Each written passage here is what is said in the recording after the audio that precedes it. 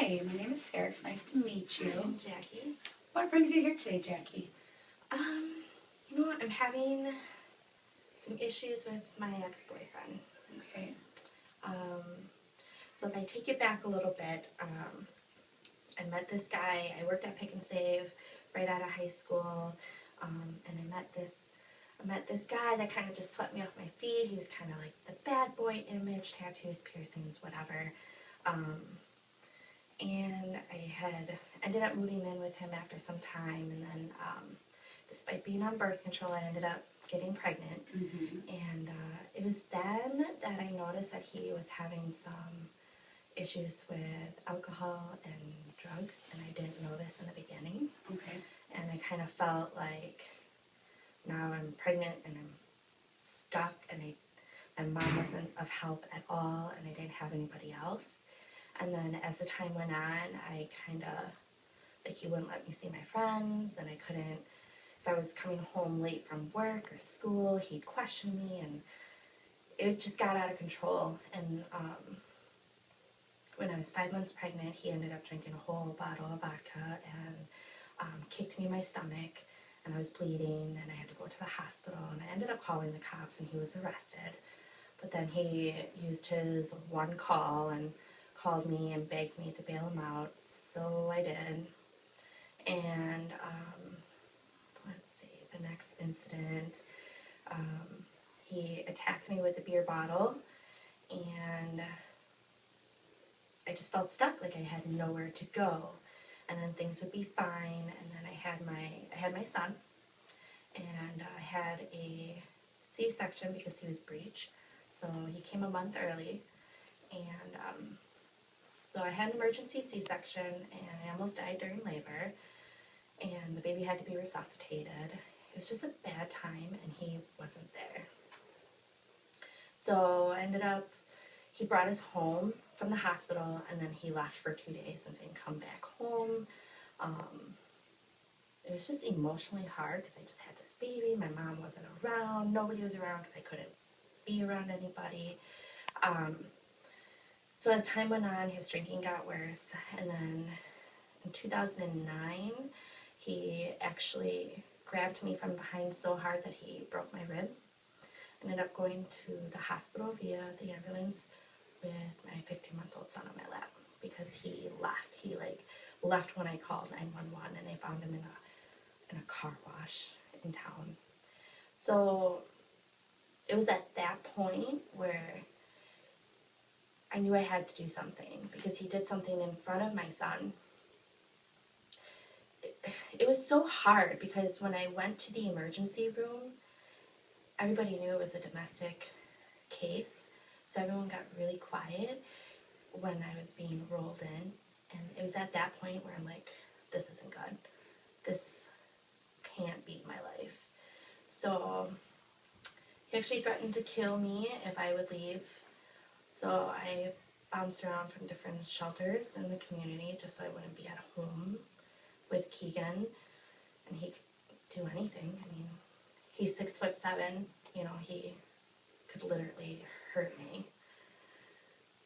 So despite all of the domestic reports, the judge still gave him joint custody because he told him that he was going to get better. And I'm struggling with that because now we have joint custody, but he only sees Keegan maybe once a month when it's convenient for him. But he hasn't paid child support since 2010, so almost 3 years now. And Keegan's at an age where he's like, where's my dad? I want to see him. I want to go by him. He lets me play video games. He lets me stay up all night. So Keegan unintentionally makes me feel like a bad parent. And I don't know how to make myself feel like I'm not a bad parent. You know what I mean? Yes. Have you talked to Keegan? Not on the level of, like, how his father really is. Like, I've always covered for Chris. Like, I'm sorry, your dad's busy today, he can't pick you up, or something came up, or I'm always covering for him because I know Keegan looks at him like the next best thing. You know what I mean? But I'm just at the point where I don't know what to do to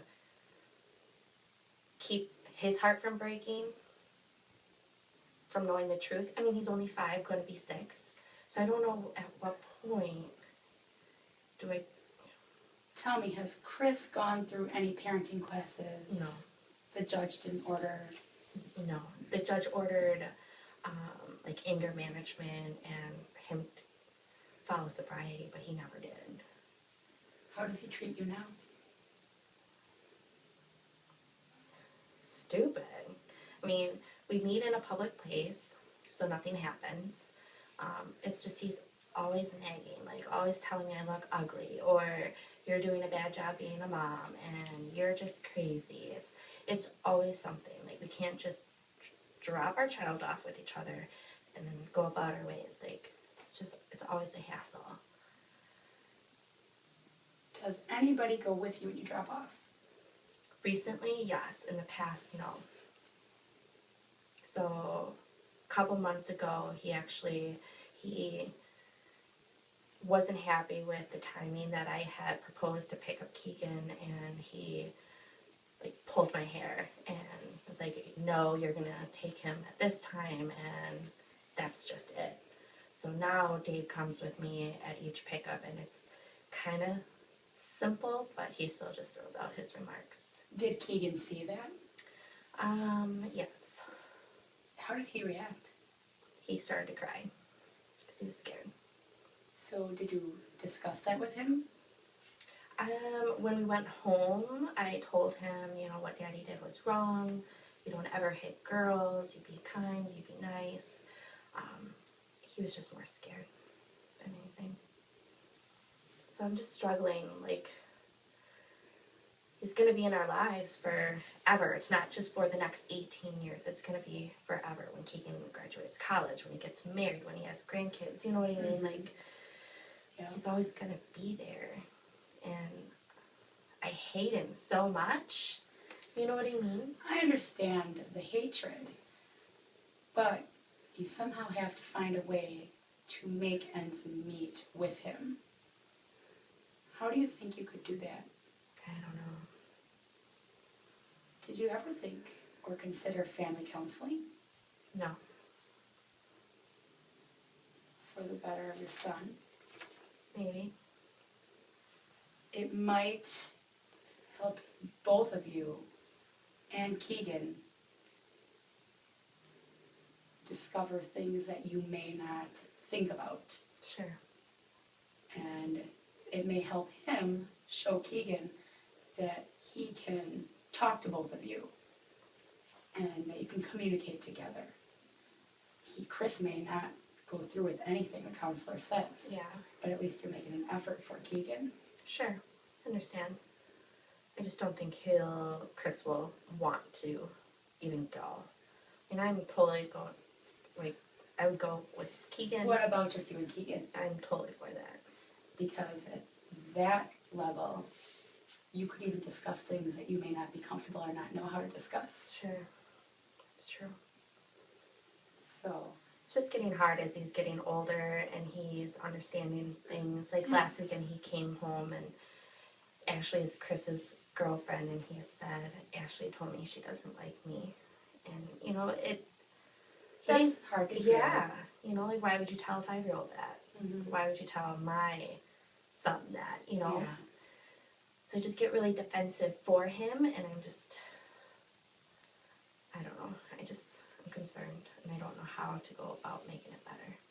I definitely think that if you and Keegan went together, It's a good that might really help.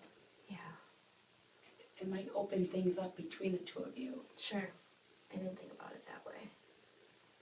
And he might have stuff he's afraid to talk to you about. Sure. Maybe he's not even sure how to bring it up. Yeah. That's a good idea. Thank you. You're welcome.